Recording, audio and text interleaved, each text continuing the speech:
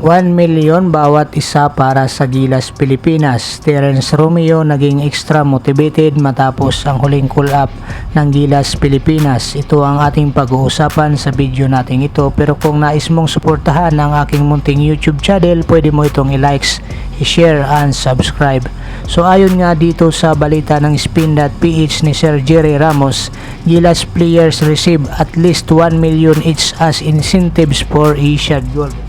Dito nga sa gabi ng parangal at pasasalamat para sa mga bayaning atletang Pilipino na ginanap sa Rizal Memorial Sports Complex, ay ang The Gilas Pilipinas Magnificent 12 received a total incentives of 12 million or 1 million for each player during the awarding of cash incentives to all medalists of recent 19th Asian Games.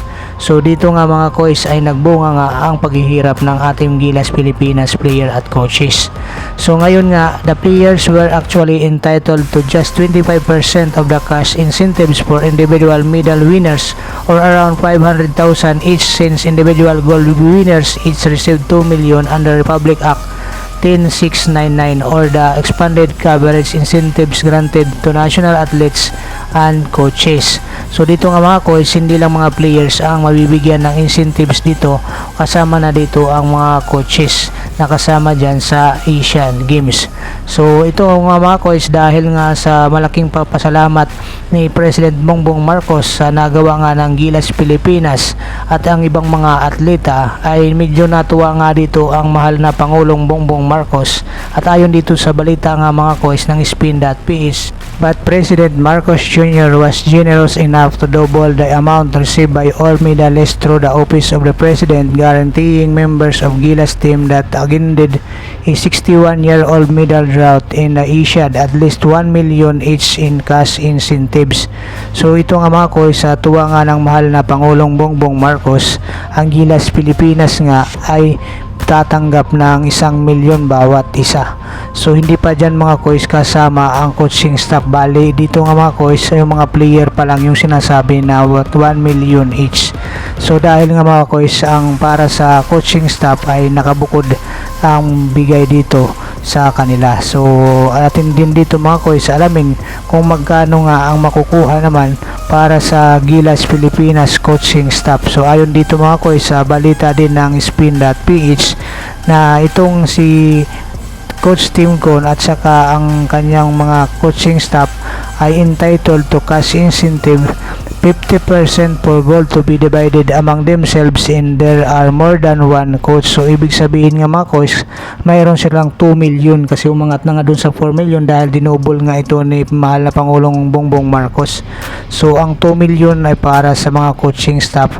Bahala na nga sila kung hindi paano nila i-divide to mga coach. Pero sigurado naman tayo mga coach, marami pang mga sumusuporta dyan sa bigay ng ibang mga entities, kasama na dito ang MVP groups of companies, itong SMC Group, at maging itong POC nga mga coach ay mayroon din bibigay sa lahat ng gold medalist ng 1 milyon. Ayon dito sa balita ng Spin.ph, the POC also guaranteed an added 1 million to all gold medalist winners in the Asian, 4 in all, namely Gilas Pilipinas, EJ Obiña, at saka itong si Miggy Ochoa at saka si Ani Ramirez, dahil 4 nga mga coach ang naging gintong medalya ng Gilas Pilipinas sa katatapos lang na Asian Games. At para sa silver medal naman mga coach ay mag-uuwi sila ng 2 million each sa mga individual, at siyempre 2 million din para doon sa team sports.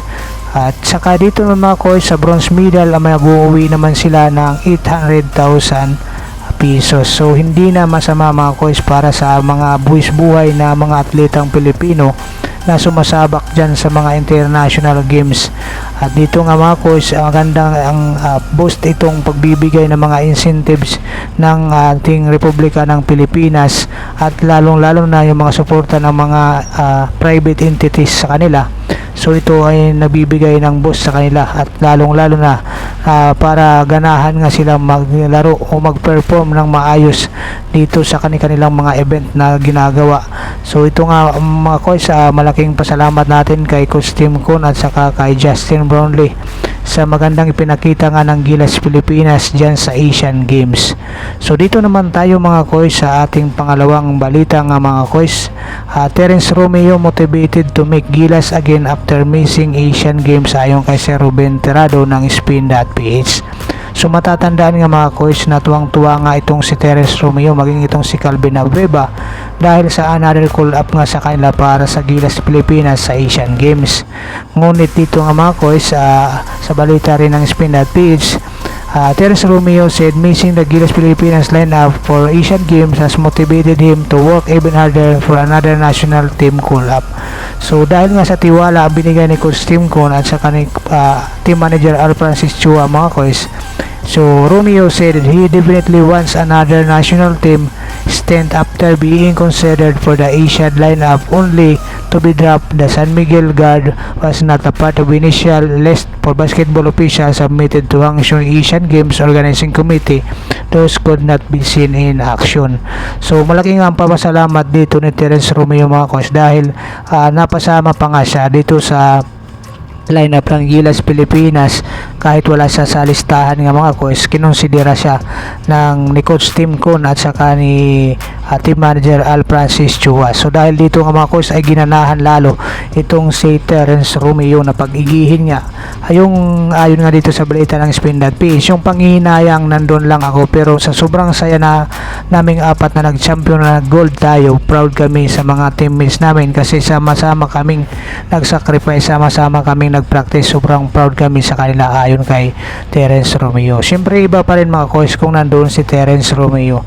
Kahit sabihin natin proud siya, siyempre nalulungkot sila dahil nga nakat sila dito sa Gilas Pilipinas. So blessing in disguise naman mga coach, itong si Terence Romeo ay nakapirma ng panibagong kontrata din sa San Miguel Bermin. So Romeo nevertheless is very happy with the accomplishment of Gilas Pilipinas after breaking the 61-year-old medal drought of the teams in Asian Games competition ayon dito sa Spin.ph. Kahit sino naman mga coach na Pilipino ay tuwang-tuwa nga dito sa nagawa ng Gilas Pilipinas. So more or less lalo na itong si Terence Romeo at saka sila Calvin Abueva. Kahit manghinayang naman sila, okay lang kasi nanalo tayo ng gintong medalya. Like for example, hindi naman kami na line up ni Calvin, ni Mo at ni Jason kasi kumbaga it's out of our control. Pero gusto kami ni Coach Tim, gusto kami ng management, pero yung sa China hindi namin kontrolado. Ayon kay Terence Romeo. So dahil dyan sa pagkukonsidera nga sa kanila ulit na makalaro para sa ating pambansang kupunang Gilas Pilipinas, itong si Terence Romeo nga mga coach ay naging extra motivated nga siya dito na magkaroon pa ulit siya ng another call up para sa ating pambansang kupunang Gilas Pilipinas. At sana nga mga coach mapasama itong si Terence Romeo para sa FIBA Asia window at saka dito sa Olympic qualifying tournaments. At sana nga mga coach hindi ito si Terence Romeo abutin ng injury dito nga sa kanyang paglalaro para sa San Miguel Bermin. So maraming salamat mga coach. Kung mayroon kayo mga komento at suggestion patungkol dito sa ating video, pwede nyo i-comment sa baba. God bless you all. Bye bye.